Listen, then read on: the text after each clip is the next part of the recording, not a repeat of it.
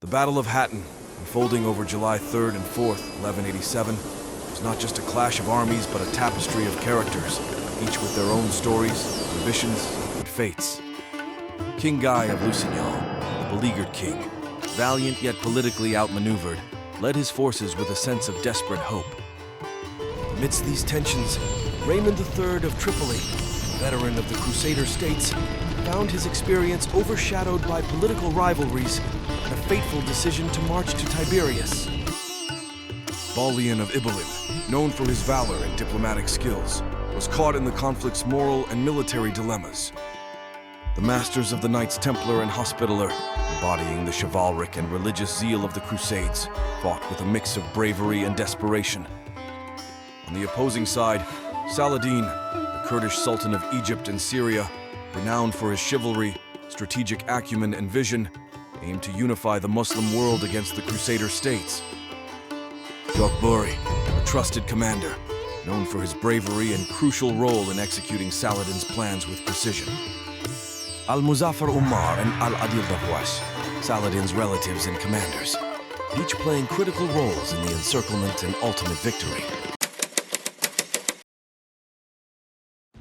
Setting the stage, the Crusaders, under King Guy's leadership, embarked on a perilous march from Sepphoris to Tiberias, Saladin's trap. Saladin, a keen observer of the Crusaders' vulnerabilities, strategically lured them towards Tiberias. The harsh journey. As the Crusaders advanced, they struggled with the harsh terrain and the soaring temperatures, cutting off resources. Saladin, understanding the importance of logistics in warfare, systematically cut off the Crusaders' access to water sources. Psychological warfare. Beyond the physical challenges, Saladin's tactics were aimed at weakening the Crusaders' resolve. The Horns of Hattin. As the Crusaders reached the vicinity of the Horns of Hattin, Saladin's forces swiftly encircled them. The desperate stand. The Crusaders, exhausted and dehydrated, formed a defensive position around the hill. The assault begins. On the morning of July 4th, Saladin ordered a full-scale assault. Gokburi, Al-Muzaffar Umar, and Al-Adil the Force faithfully carried out Saladin's offensive orders.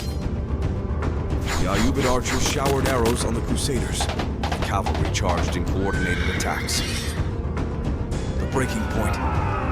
The Crusader formation, already weakened by exhaustion and thirst, could not withstand the relentless Ayyubid assault. Capture and surrender. The battle concluded with the overwhelming defeat of the Crusader forces. King Guy became a humiliating prisoner, and Raymond III of Tripoli managed to escape. Aftermath. The capture of the True Cross and the Crusader leaders, including King Guy, marked a humiliating defeat. Saladin's victory led to the recapture of Jerusalem and a call to arms in Europe, sparking the Third Crusade. The Battle of Hattin transcends mere military conflict. It's a story of heroes and villains, noble ideals and harsh realities. In the quiet aftermath, Saladin, the victorious leader, reflects on the cost of war and his role in shaping history.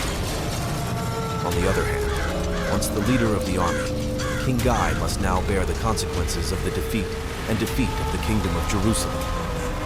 Raymond III of Tripoli dies shortly after the Battle of Hattin. Balian of Ibelin, who did not participate in the Battle of Hattin, successfully negotiated with Saladin and returned to his people. Later, he joined the Third Crusade. And for the common Crusader soldiers, the aftermath of Hattin is a time of hardship, reflection, and survival. Saladin's triumph at Hattin sparked celebrations across the Muslim world, heralding a new era in the struggle against the Crusaders. In Europe, the news of the defeat at Hattin resonates deeply, igniting a fervent call to arms for the Third Crusade. After Hattin, Saladin and his commanders plan their next moves, setting their sights on further strategic victories. In the wake of the battle, efforts begin to rebuild and consolidate control over the newly won territories. On the one hand, back in Europe, the Church mourns the loss at Hattin, reinforces its resolve to reclaim the Holy Land. But in the villages and towns of the Holy Land, the Christian population grapples with fear and uncertainty following the crushing defeat at Hattin. For the knights who died in the Battle of Hattin, the families of the Crusaders, news of Hattin brought a deep sense of loss and mourning. The masters of the Knights Templar and Hospitaller, despite their bravery and religious zeal, face a moment of reckoning and loss. Saladin, now in a position of strength, plans his next strategic moves, demonstrating the acumen that brought him victory at Hattin.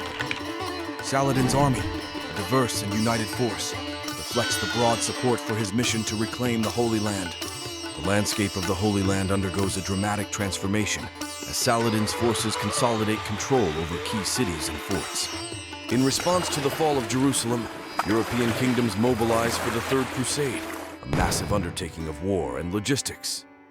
European monarchs, including Richard the Lionheart and Philip II of France, engage in strategic planning for the Third Crusade, a response fraught with both determination and political intrigue. The Battle of Hattin remains a pivotal moment in history, its legacy echoing through the ages, shaping the course of the Crusades and the destiny of empires.